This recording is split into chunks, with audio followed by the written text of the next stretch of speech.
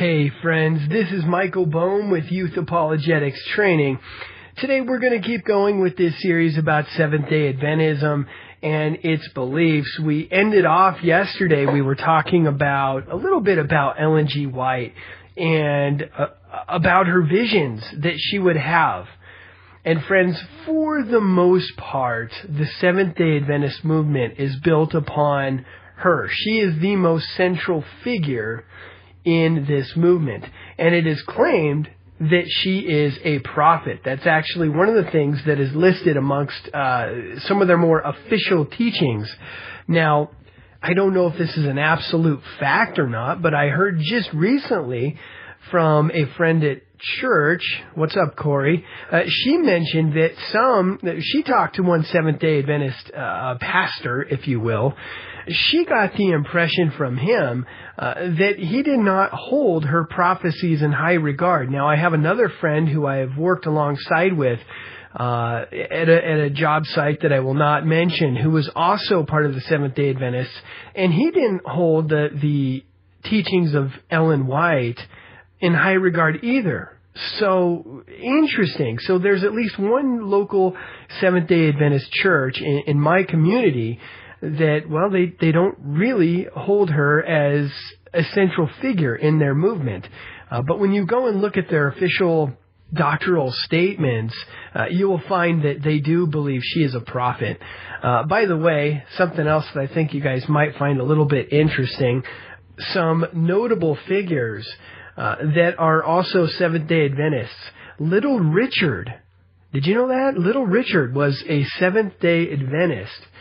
David Koresh was a Seventh-day Adventist. Magic Johnson, Prince, or the artist formerly known as Prince, and even Malcolm X at one point was a Seventh-day Adventist before he decided to become a part of the Nation of Islam.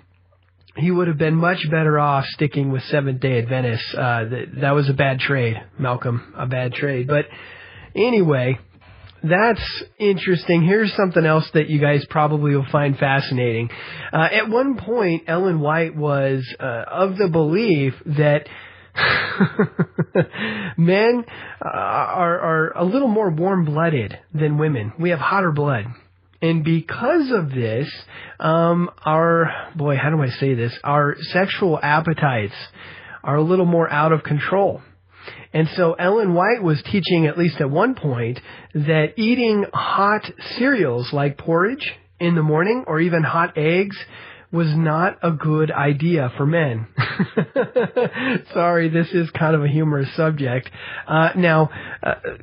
John Harvey Kellogg of the cereal, Kellogg's cereals, he was a Seventh-day Adventist. And he was the guy that came up with cornflakes. He was the guy that came up with cereal in general because of the things that Ellen White was teaching. He was the one that came up with, hey, let's eat cold cereals. We'll use cold milk and we'll pour them over these cornflakes here. And so, cereal was a direct response to Ellen White's teaching about men and their warm blood. Oh, that's interesting stuff, don't you think? Anyway, she also uttered some false prophecies. And friends, in Deuteronomy chapter 18, verse 20 through 22, it says this, "But the prophet which shall presume to speak a word in my name, which I have not commanded him to speak, or that shall speak in the name of other gods, even that prophet shall die. And if thou say in thine heart, how shall we know the word which the Lord hath not spoken? When a prophet speaketh in the name of the Lord, if the thing follow not, nor come to pass, that is the thing which the Lord hath not spoken. But the prophet hath spoken it presumptuously. Thou shalt not be afraid of him."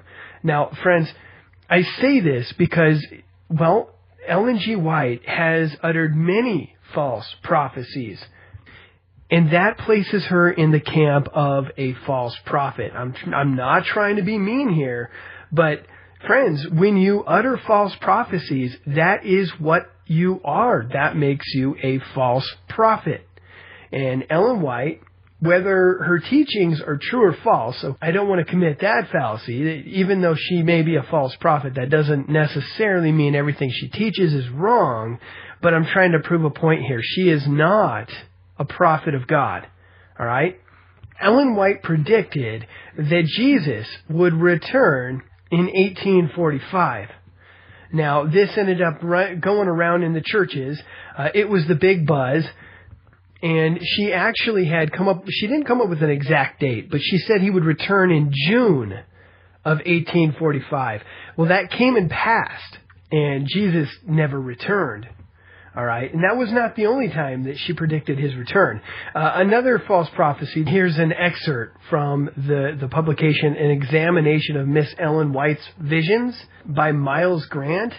It says this: once, when on their way to the eastern part of Maine, she saw that they would have great trouble with the wicked, but be put in prison, etc. This they told in the churches as they passed through. When they came back, they said they had a glorious time. Friends asked if they had seen any trouble with the wicked or prisons. They replied, none at all. People in all the churches soon began to get their eyes open and came out decidedly against her visions. And just as soon as they did so, she used to see them with spots on their garments, as she expressed it. I was personally acquainted with several ministers whom she saw landed in the kingdom with, such brilliant crowns full of stars. As soon as they took a stand against the visions, she saw them doomed, damned, and lost forever without hope.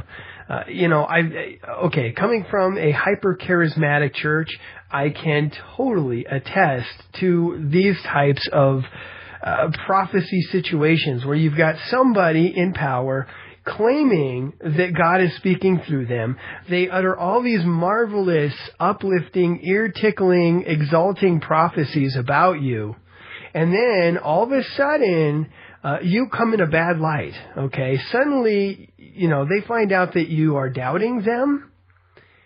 And then all of a sudden, God is showing them this, and God is showing them that, and you are of the devil, and you're not saved, and Satan has indwelt you, you're demon-possessed. And I mean, all these wicked, horrible things are said about you.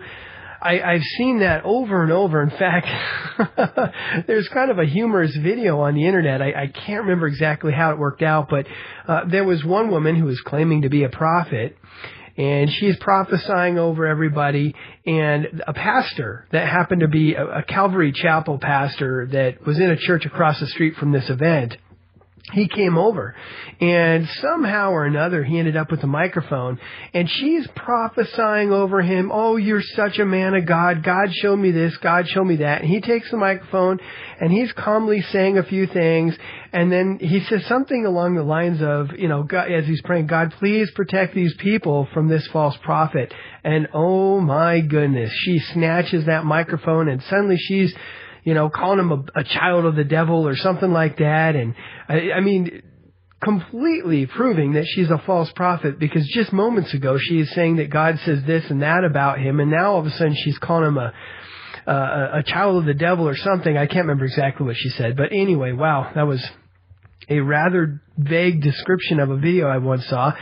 Some of you guys have probably seen the video, but this is the kind of thing you hear coming from false prophets. It's that same mentality. But anyway, she predicted that 1844 he would come back. He never came back. Then she predicted in 1845, in June of 1845, Jesus would come back. That never happened. And then in 1849, back again. Joseph Bates announced that the time of trouble has begun. And so she takes this and runs with it. And she says in Present Truth, September 1849, she says, what we have seen and heard of this pestilence, there was an actual pestilence going around at that time, is but the beginning of what we shall see and hear. Soon the dead and dying will be all around us. Friends, it never happened.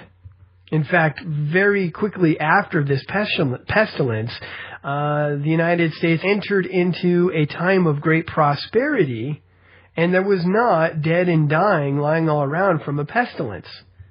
Again, false prophecy. In 1850, she said, the mighty shaking has commenced, referring to the end, the time of tribulation, basically.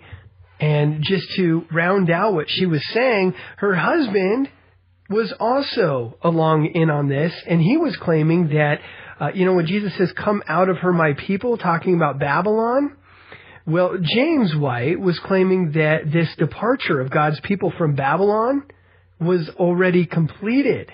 He said this in Present Truth, April 1850. He says, Babylon, the nominal church, is fallen. God's people have come out of her. She is now the synagogue of Satan, the habitation of devils, and the hold of every foul spirit, and the cage of every unclean and hateful bird. Okay, wait. Friends, if that's true, well then what of all the churches nowadays?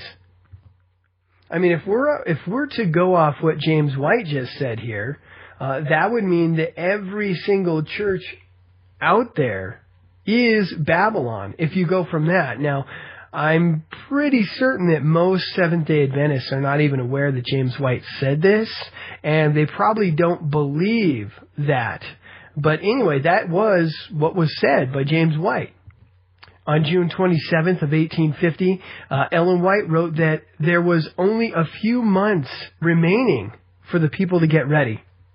All right, so you see, there's this building up of the end is right around the corner. It's going to happen. It's just right there. There's only a few months remaining for the people to get ready. Guys, that was 1850. That was a long time ago.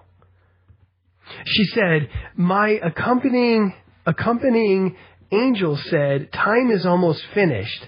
Get ready, get ready, get ready. Now time is almost finished, and what we have been years learning, they will have to learn in a few months. That was Early Writings, page 64 through 67. And again, we see her saying, I saw that the time for Jesus to be in the most holy place was nearly finished.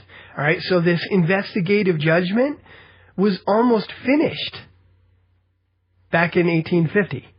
And that time cannot last but a very little longer. The sealing time is very short and soon will be over.